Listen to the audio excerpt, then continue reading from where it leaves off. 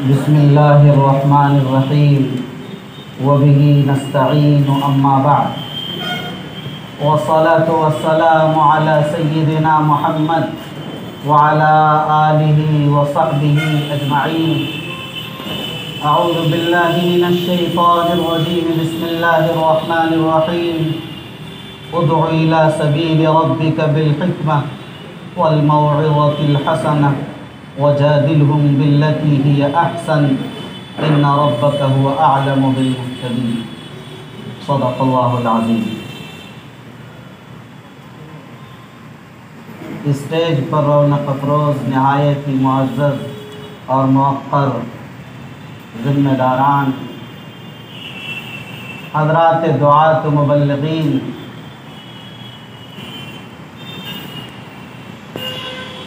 آپ حضرات اپنی بے پناہ مصروفیتوں اور مشغولیتوں کے باوجود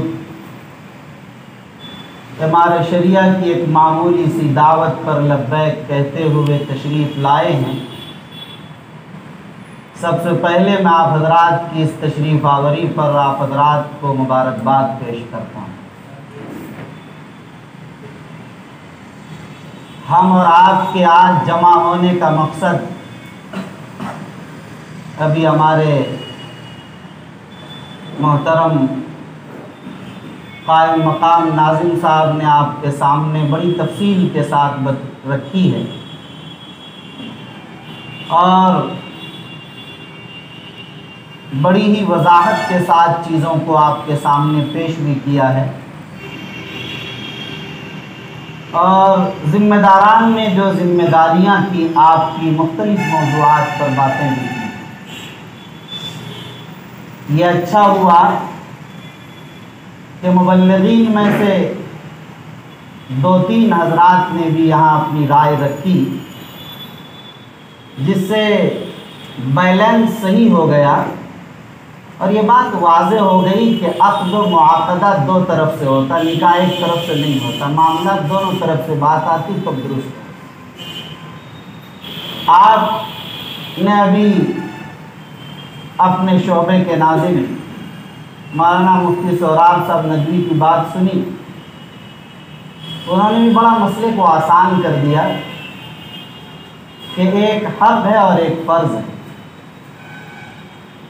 یہ دونوں باتیں بڑی اچھی طرح واضح طور پر آ گئی، اور آپ کو یہ بات ذہن میں رکھنی چاہیے کہ آج کے اجتماع کا مقصد ہی صرف یہی ہے۔ میرے ذہن میں ایک سوال گھوم رہا تھا جس سوال کے لیے آپ حضرات کو جمع کیا، وہ سوال یہ تھا کہ بہار، اڑیسہ، جھارکھنڈ جہاں پر ہمارے شریعہ کا نظام ہے، جہاں ایک بڑی تعداد میں مسلمان بستے ہیں، میں سمجھتا ہوں کہ آپ کو معلوم ہوگا کہ بہار میں بسنے والے مسلمانوں کی تعداد تقریباً 1,75,00,000 رہتے ہیں مسلمان۔ جھارکھنڈ میں چھوٹی سی ریاست دیکھنے میں ہے، مگر پھر بھی مسلمانوں کی تعداد وہاں 47,93,000 ہے، تقریباً 48 لاکھ ہی ہو۔ اگر اس کو 50 لاکھ فرض کر لیں تقریباً، اور اس کو 2.25 کروڑ بہار کو مان لیں، تو 2.25 کروڑ تو صرف بہار اور جھارکھنڈ میں مسلمان رہتے ہیں۔ اور اسی طرح اڑیسہ کے مختلف اضلاع میں اور بنگال کے مختلف علاقوں اور حلقوں میں جہاں تنظیم کا نظام اور ہمارے شریعہ کا نظام ہے، وہ اس کے علاوہ گویا تقریباً محتاط طریقے پر 2.5 کروڑ مسلمانوں کے دلوں پر ہمارے شریعہ راج کرتی ہے، اور 2.5 کروڑ مسلمانوں کے قلوب آپ کی طرف متوجہ ہیں، اور 2.5 کروڑ مسلمانوں کے آپ حضرات داعی اور مبلغ ہیں۔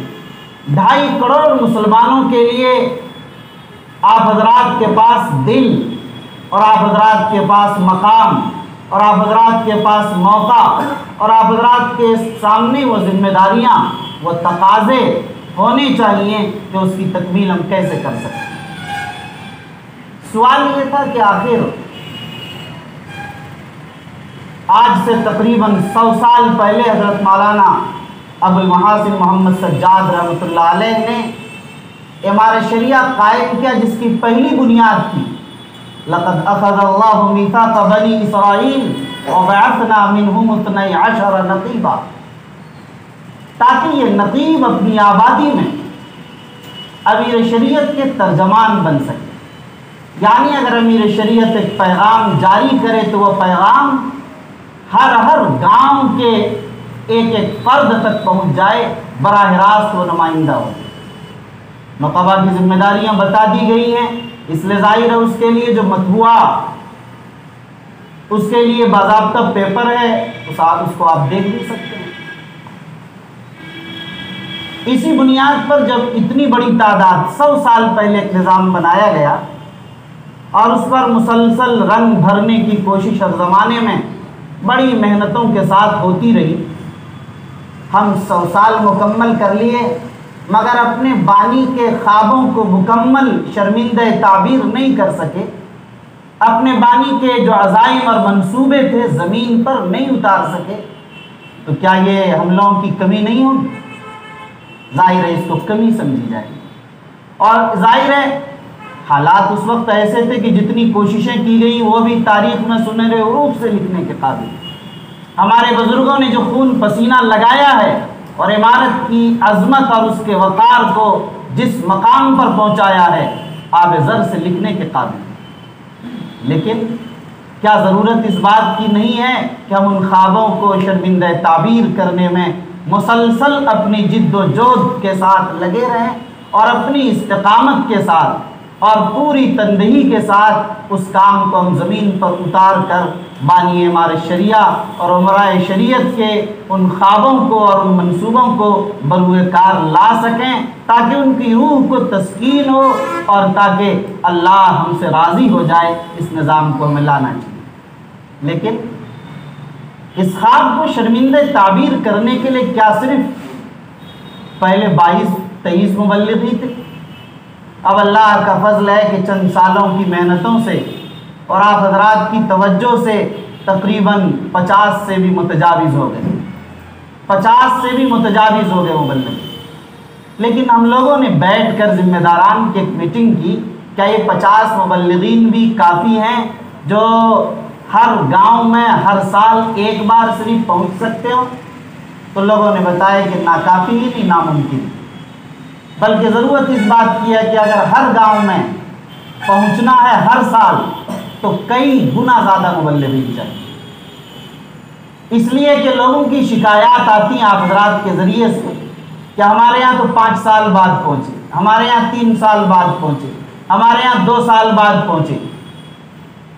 قومی محصول کا صرف مسئلہ نہیں، رابطے کی بھی کمی کا مسئلہ ہے، ان کی دلجوئی بھی نہیں ہو پاتی ہے، وہ جو انتظار کرتے ہمارے شریعہ کے نمائندہ کا، اس میں بھی کمی آ رہی ہے۔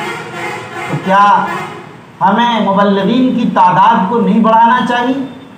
کیا ہمیں ہر گاؤں میں پورے بہار، اڑیسہ، جھارکھنڈ کے ہر سال پہنچنے کی کوشش پر کام نہیں کرنا چاہیے؟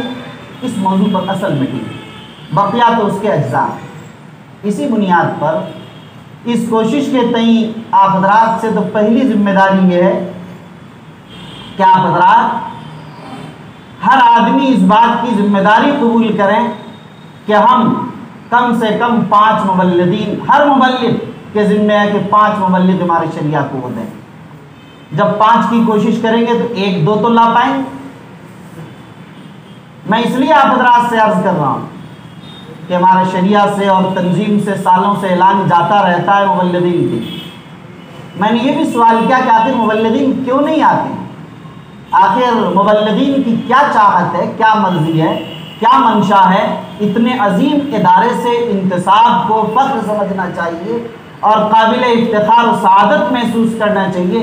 اس کے باوجود بھی بہار، اڑیسہ، جھارکھنڈ، جہاں علماء، فضلاء اور جید علماء اور قابل ترین فضلاء اور صاحب زبان و قلم، اچھی تقریر کرنے والے، اچھی فکر و سوچ رکھنے والے ایک بڑی تعداد میں بستے ہیں، اس کے باوجود ہمیں عمارت کو مبلغ کیوں نہیں ملتا؟ ہم لوگوں نے اپنی میٹنگ میں یہ باتیں رکھی، اس پر غور کیا جائے کہ آخر مبلغین کا رجوع کیسے ہو، مبلغین کو ہم کیا سہولتیں دے سکتے ہیں، طریقہ کار میں کیا تبدیلی لا سکتے ہیں، کس نظام کو بروئے کار لائیں کہ اس میں بہتری کی جا سکے اور مبلغین کی اتنی بڑی تعداد آ جائے۔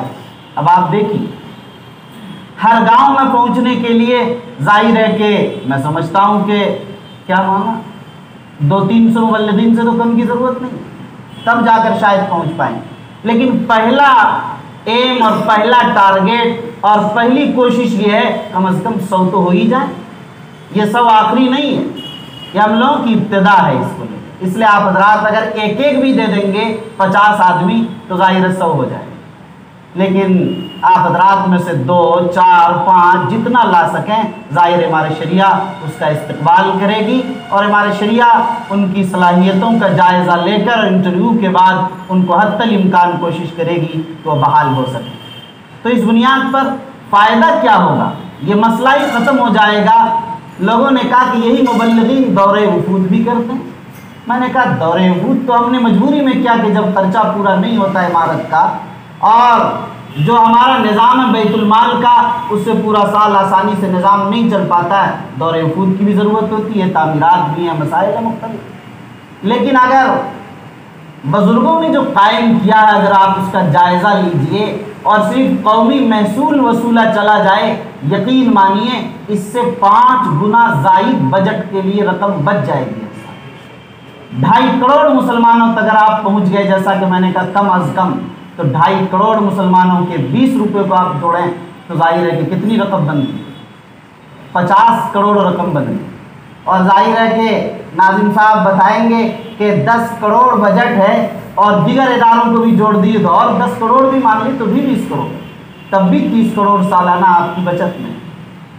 اس وجہ سے اگر اس پہلو پر کام کیا جائے تو بڑی آسانی کے ساتھ ہمارے شریعہ کو مستحکم کیا جاتا ہے۔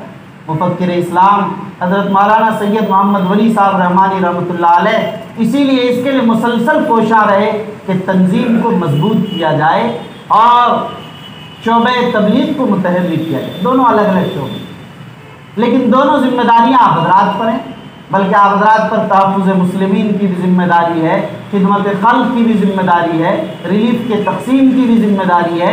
آپ حضرات آئے گئے وقت میں مختلف کاموں کے لیے الحمدللہ استعمال کیے جاتے ہیں اور آپ خوشدلی کے ساتھ کام کرتے ہیں، اللہ کا فضل۔ لیکن ایسی صورتحال میں ہمیں دیکھنا ہوگا کہ ایک چیز پر مضبوطی سے قابو پا لیے بہت سارے مسائل خود بخود حل ہو جائیں گے۔